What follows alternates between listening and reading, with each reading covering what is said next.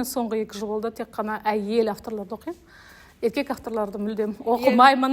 Иә, мен көрдім, фем әдебиет деп жазып қойыпсыз. Онда түсінік бар ма негізі? Негізі жоқ, қысқартып қойғаным ғой. Яғни фем деген акцент әйелдер. Себебі біз осыған дейін, жылдар бойы өзіміздің болмысымызға еркек автордың көзімен қарап келдік. Ол Бақытсыз Жамал болсын, ол Гаухар Тас болсын. Маған сол жетіспеді. Және маған бала кезімнен ол норма емес болып көрінетін. Бірақ та ол қалай аталады, ол ғылыми термин екенін мен білмедім. Бірақ та менде бала кезімнен сол әйел авторларға деген ізденіс болды. Мен мысалы кітапхана сөресін Алматы облысының Талдықорған қаласындағы облыстық Сәкен Сейфуллин атындағы кітапхана бар. Сол кітапханашылар мен туған әпкемдей болатын, кірпаған кезде Әйгерім тағы келдім ба, не керек дейді. Мен сол кезде әйел авторларды іздейтінмін. Менде бір аштық болды, тәбетім болды әйел авторларға, бірақ болмады. Бала кезде мен француз әдебиетін жақсы көретінмін. Тіпті өзіме мақсат қойып қойған, 20 жасыма дейін Анара де Бальзактың человеческая комедиясын 100 томын оқып бітемін деген. Кейін көзім жетті, жоқ, ол 100 томды оқығаннан маған не келеді деген. Көзқарасым сәл өзгерді. Бірақ та әйел әдебиетке деген ізденіске мені жетелеген, ол өкінішке қарай қазақ әдебиетіндегі Бақытсыз Жамал емес, осы француз әдебиетіндегі куртизанкалардың тағдыры, Бальзактың, Гетенің, Дюманың шығармалары деп ойлаймын. Гаухар Тастағы Салтанат 100 жылдан кейін Салтанат Нүкенованы қайталаған жоқ па?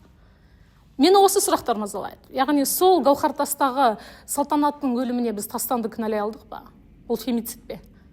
Және неге Гаухар Тастың өліміне ешкім жазаланған жоқ? Себебі ол бақытсыз әйел тағдыры еді. Яғни бұл кезде мен жазушыны кінәламаймын. Мен сол жердегі жазушы алға шығарған әдебиеттің тақырыптарын біз күн тәртібіне өзектендіріп, яғни актуализациялап, басқаша сұрақ қоюымыз керек. Яғни әдебиетте не бергісі келді? Меніңше әдебиеттегі айтылатын тақырып ол таймлесс дейді ағылшындар. Уақыты мерзімі жоқ. Оның ескіру мерзімі жоқ. Біз Қорғансыздың күні бір өте қызық парадокс болды. Әуезов 1923 жылы жазды ғой. Тура 100 жылдан кейін сол сезесіз бе? Қайталанды. Ешбір өзгеріссіз сол шығарма қайталанды. Гаухар Таста, Шығанның белгісізде, Бақытсыз Жамалда қайталанып жатыр. Не өзгерді? Сонда бізге әдебиет 100 жыл бұрын не айтқысы келді? Неге біз өзгертпедік? Әдебиеттің аудармасы тікелей Мағжан Жұмабаев атамыз айтқандай асыл сөз. Сөздің асылы дейді. Ал сөздің асылы ол үнемі көркем сөйлеп, әдеби оқыма? Жоқ, ол біздің күнделікті өмір тіршілігімізді өзгерту. Мен Бақытсыз Жамалды оқыдым, ары қарай ше. Мені call to action, мен бір әдебиетке ол жетелей ме, бір әрекетке жетелей ме? Жетелемесе, әдебиеттің не пайдасы бар? Бізде 24-те жетістейтін кітапханалар әлі де аздау деді. Мен магистратура шет елдерінен енді оқып келген кезде 2016 жылы бірден университеттің кітапханасына бардым да, ректорға айттым, неге кітапхана 24-те жеті жұмыс жасамайды дедім. Әйгерім кешіріңіз, свет ақтамайды деді. Демек университет үшін құндылық не? Кітапхананың 24-те жеті ашық болу ма? Әлде жарыққа кеткен шығынның ақталуы ма? Университет үшін шығын маңыздырақ жарыққа кеткен кітап оқитын адамдардың келуіне қарағанда. Осы көзқарас өзгеру керек, осы құндылық өзгеру керек. Яғни мен 24-те жеті кітапхана ашық болса, оған адам келмейді емес, сіз ашып қойыңыз. Адамдар келеді, әдет қалыптасады, ол мәдениет. Кітап оқу ол мәдениет. Мәдениет ол ұзақ уақытты талап етеді. Байреда деген парфюм линиясының библиотек деген парфюмі бар. Және олар қалай пиар жасайды? Бұл кітаптың иісінен жасалған парфюм дейді. Керемет маркетингті ход, яғни сіз кітапты жақсы көрсеңіз, сіз ол парфюмді барып иіскегенге тырысаң, шынымен бұл жарнама емес, бірақ кітаптың иісі. Ал меніңше кітаптың шаң басқан иісін бала кезге мені жетелейтін иістердің бірі. Себебі ондай иісті мен қазір іздеп жүріп таппаймын. Себебі кітапханалардың форматы бөлек деген сияқты. Сол үшін бала кезде дәнеге егер сіз тек қана қазақша оқысаңыз, меніңше дәл қазір Қазақстанда өте жақсы бастамалар бар. Ол 24-те жеті жұмыс жасайтын, мысалы Жамбыл атындағы кітапхана, Алматы қаласында қоғамдық жерлер немесе ималаманың өзі. Сіз кіріп барып кітап оқып отырсаңыз, сізді ешкім қуып шықпайды. Сіз әдебиетті оқыған кезде мынаның ұлты мынау екен, мынау мынандай екен деп сізде ешқашан ой туындамау керек. Себебі сіз әдебиетті оқыған кезде сізге космополиттік көзқарас пайда болады. Мен адамзаттың баласымын. Абай айтқан, махаббатпен жаратқан адамзатты деген философияны сіз түсінесіз. Мен жер планетасының тұрғынымын. Экзюперидің маленький принцы сол жайлы ғой. Біздің планетаның тұрғынымыз. Ол негізі соғысқа қарсы әдебиет саналған. Себебі маленький принцті оқыған адам түсінеді. Ұлт жоқ. Біз бәріміз ортақ бір үйде тұрып жатырмыз, не үшін соғысамыз? Яғни біз маленький принцті осылай түсіндіруіміз керек мектепте. Яғни экзюперидің философиясы осында болды. Себебі экзюпери ол тек жазушы болған жоқ, ол соғысқа қатысқан летчик болды. Яғни балалар әдебиеті арқылы осындай месседжді жіберді. Бірақ та біздің мұғалімдеріміз қаншалықты осындай интерпретация жасай алады әдебиетке. Себебі әдебиетті оқып қойғансыз, оны талдау керек. Әр бүге-шүгесіне дейін идеясын талдау керек. Соғысқа қарсы әдебиет маленький принц. Плюс қазақ әдебиетінде Хемингуейдің Қош бол қарудан бөлек қандай әдебиет соғысқа қарсы? Жалпы қазақтарда соғысқа қарсы әдебиет бар ма? Қызыл жебе соғысқа қарсы ма? Әлде керісінше соғысқа дайындай ма? Жусан иісі соғысқа қарсы ма? Аянның трагедиясы соғысқа қарсы әдебиет пе жоқ па? Яғни осындай талқылаулар болған кезде біз ойлана алатын ұрпақ тәрбиелейміз.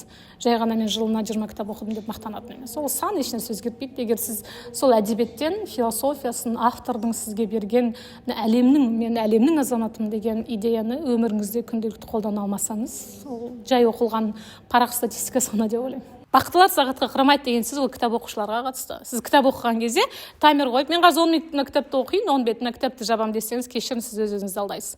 Кітап оқыған адам уақыт кеңістігін жоғалтады, ұмытады. Сіз сол оқиға желісіне, сол кезеңге автормен бірге кіріп кетесіз. Сол үшін дәл осы кезде меніңше жылдам оқитын адамдар, өзін алдап жүргендер, немесе статистика оқып кеткендерді ойлаймын. Мен жылына 36 кітап оқыдым, мен жылына 100 кітап оқыдым. Мәселе санында емес қой, мәселе оның берген эмоциясында. Сіз қалай ол кейіпкерлермен бірге сол оқиғаны бастан кешірдіңіз? Сізде қандай эмоция болды? Сіз күні бойы ойланып жүрдіңіз ба? Мысалы, қылмыс пен жазаны оқыған кезде Раскольников. Неге фамилиясы Раскол? Сол біреудің отбасын расколет етті ғой. Немесе Гаухар Тастанда неге кейіпкердің аты Тастан, сенің жүрегі Тастан ба? Яғни сіз осындай сұрақтар қоя жүріп, өмірде кітап оқып біткеннен кейін, сіз осыны күні бойы ойланып жүрсеңіз, міне нағыз кітап оқырмандар, мен кейбір қоғамда бізде ой, мына адам сәл қиялый деп құнсыздандырады ғой. Мен үшін Шыңғыс ешқашан қырғыз жазушысы болмаған. Мен үшін Шыңғыс Айтматов әлем жазушысы. Және кейбір адамдар білмейтін шығар, негізі Шыңғыс Айтматовтың біраз әдебиеті Нобельге ұсынылған. Нобельге ең бірінші ксро елдерінен Пастернактан кейін ұсынылған адамдардың бірі болатын, бірақ та саяси көзқарастар үшін ол сыйлық берілмеді. Бірақ та мен мысалы қырғыз достарыммен кездесе қалған кезде талқылайтынымыз ол Шыңғыс Айтматовтың шығармалары. Мысалы жақында Астана театрында ғасырдан да ұзақ күн қойылымы болды. Барсаңыздар, Шыңғыс Айтматовтың әдебиетін жақсы көретін адам бірден түседі. Ол жерде кітап боранды бекет емес, ол жерде тек қана бірақ шығарма емес, ғасырдан да ұзақ күн, ол жерде Мәңгүрт бар, ол жерде Найман ана бар, ол жерде Ақкеме бар, ол жерде Жәмила бар.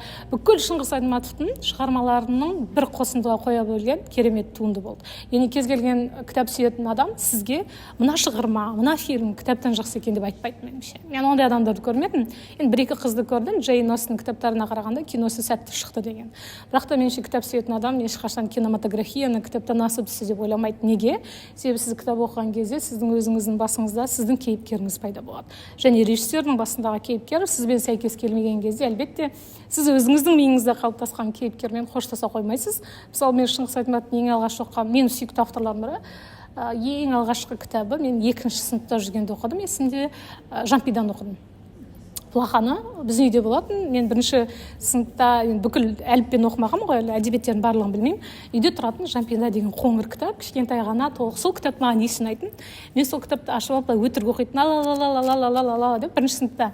Содан кейін анам сол кітаптың мазмұнын айтып берді да, бұл негізі Джек Лондонның ағазуына ұқсайды, қасқырларға қатысты, қасқырлардың махаббаты жайлы кітап деді де қойды. Болды. Мен содан кейін әліппені қашан тезірек бітіп, қасқырлардың махаббатын оқимын деп ойлап жүрдім. Сөйтсем, Жампида негізі қасқырлардың махаббаты емес, экология жайлы екен. Мен қазір көзқарасым сондай. Бірақ сол кезде анам мені Жампидаға махаббатын солай ашқан болатын. Бұл екі қасқырдың керемет махаббаты және адамдардың қасқырларға жасаған қатыгездігі Джек Лондонның ағазы деген кітабына ұқсайды. Жалпы Джек Лондон мен Шыңғыс Айтматовқа параллель жүргізуге болады деп. Содан мен үшін Шыңғыс Айтматов қолым жетпеген бірінші сыныпта, бірақ та әліппенің бітуін күтуге асыққан кітаптардың авторларының бірі Шыңғыс Айтматов. Financial Times, New York Times барлығы ең беделді кітаптардың рейтингі бар. Олар оны талқылайды. Біз өкінішке қарай осы ақсап тұр деп ойлаймын. Немесе ол рейтинг шығарса да сол баяғы бір жартас, сол әр қазақ оқу керек деген 100 кітап, Абай жолы бар міндет ішінде, оның орыс әдебиеті бар деген сияқты, бірақ ол қаншақты заманның талабына сай. Мүмкін оларды қайта қарау керек шығар. Немесе ақтар мен қызылдардың соғысы жайлы кітап қазіргі зумерларға қызық па? Меніңше қызық емес. Оларды ол қызықтырмайды. Оларға басқа әдебиет керек. Мысалы, аниме керек оларға. Қазақстанда аниме бар ма? Немесе ертөстікті қалай адаптациялауға болады? Немесе қырық өтірік ол қазіргі парақордың кейіпкері емес пе? Қырық өтіріктегі Тазша бала да өтірік айту арқылы ол жазадан босап кетті. Ал қазіргі парақорлардың Тазша баладан айырмашылығы не деген сияқты.